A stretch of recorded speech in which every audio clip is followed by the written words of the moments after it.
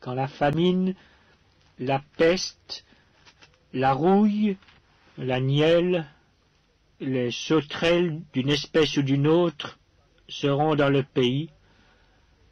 quand l'ennemi assiégera ton peuple dans son pays, dans ses portes, quand il y aura des fléaux ou des maladies quelconques, si un homme, si tout ton peuple d'Israël fait entendre des prières et des supplications, et que chacun reconnaisse la plaie de son cœur, et étende les mains vers cette maison, exauce-le des cieux, du lieu de ta demeure, et pardonne. Agis, et rends à chacun selon ses voies, toi qui connais le cœur de chacun, car seul tu connais le cœur de tous les enfants des hommes, et ils te craindront tout le temps qu'ils vivront dans le pays que tu as donné à nos pères. Quand l'étranger, qui n'est pas de ton peuple d'Israël, viendra d'un pays lointain à cause de ton nom, car on saura que ton nom est grand, ta main forte et ton bras étendu, quand il viendra prier dans cette maison, exauce-le des cieux, du lieu de ta demeure, et accorde à cet étranger tout ce qu'il te demandera, afin que tous les peuples de la terre connaissent ton nom pour te craindre, comme ton peuple d'Israël, et sache que ton nom est invoqué sur cette maison que j'ai bâtie. Quand ton peuple sortira pour combattre son ennemi en suivant la voie que tu lui auras prescrite, s'ils adressent à l'Éternel des prières, les regards tournés vers la ville que tu as choisie et vers la maison que j'ai bâtie à ton nom, exauce des cieux leurs prières et leurs supplications, et fais leur droit. Quand ils pécheront contre toi, car il n'y a point d'homme qui ne pêche, quand tu seras irrité contre eux et que tu les livreras à l'ennemi, qui les emmènera captifs dans un pays ennemi, lointain ou rapproché, s'ils rentrent en eux-mêmes dans le pays où ils seront captifs, s'ils reviennent à toi et t'adressent des supplications dans le pays de ceux qui les ont emmenés et qu'ils disent « Nous avons péché, nous avons commis des iniquités, nous avons fait le mal », s'ils reviennent à toi de tout leur cœur et de toute leur âme dans le pays de leurs ennemis qui les ont emmenés captifs, s'ils t'adressent des prières, les regards tournés vers leur pays que tu as donné à leur père, vers la ville que tu as choisie et vers la maison que j'ai bâtie à ton nom, exauce des cieux, du lieu de ta demeure, leurs prières et leurs supplications, et fais leur droit. Pardonne à ton peuple ses péchés et toutes ses transgressions contre toi.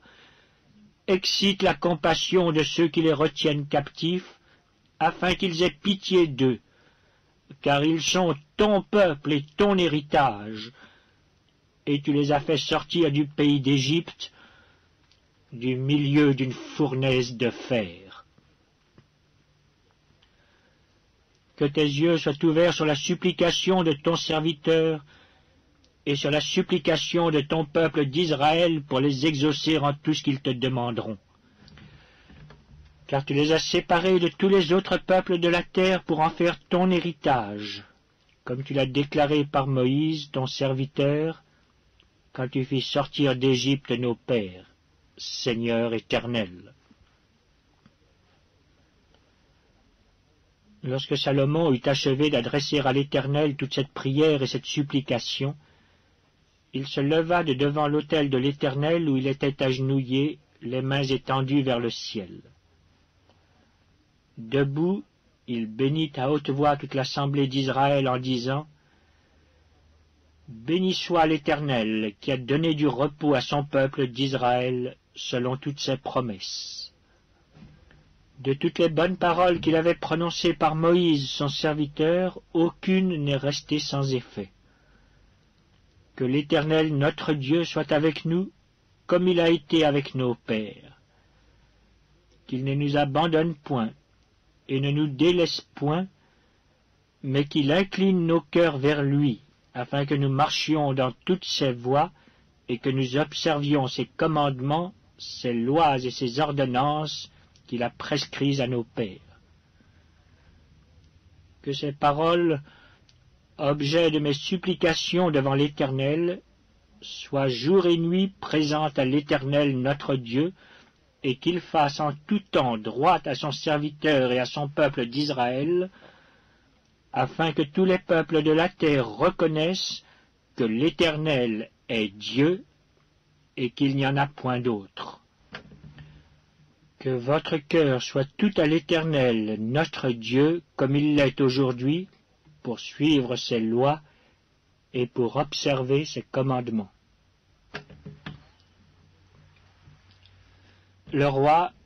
et tout Israël avec lui offrirent des sacrifices devant l'Éternel.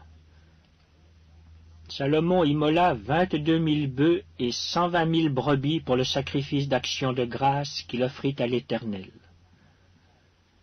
Ainsi le roi et tous les enfants d'Israël firent la dédicace de la maison de l'Éternel. En ce jour, le roi consacra le milieu du parvis qui est devant la maison de l'Éternel, car il offrit là les holocaustes, les offrandes et les graisses des sacrifices d'action de grâce, parce que l'autel d'airain qui est devant l'Éternel était trop petit pour contenir les holocaustes, les offrandes et les graisses des sacrifices d'action de grâce. Salomon célébra la fête en ce temps-là, et tout Israël avec lui. Une grande multitude, venue depuis les environs de Hamath jusqu'au torrent d'Égypte, s'assembla devant l'Éternel notre Dieu pendant 7 jours et 7 autres jours, soit 14 jours. Le 8e jour, il renvoya le peuple. Et ils bénirent le roi, et s'en allèrent dans leurs tentes, joyeux et le cœur content pour tout le bien que l'Éternel avait fait à David, son serviteur, et à Israël, son peuple.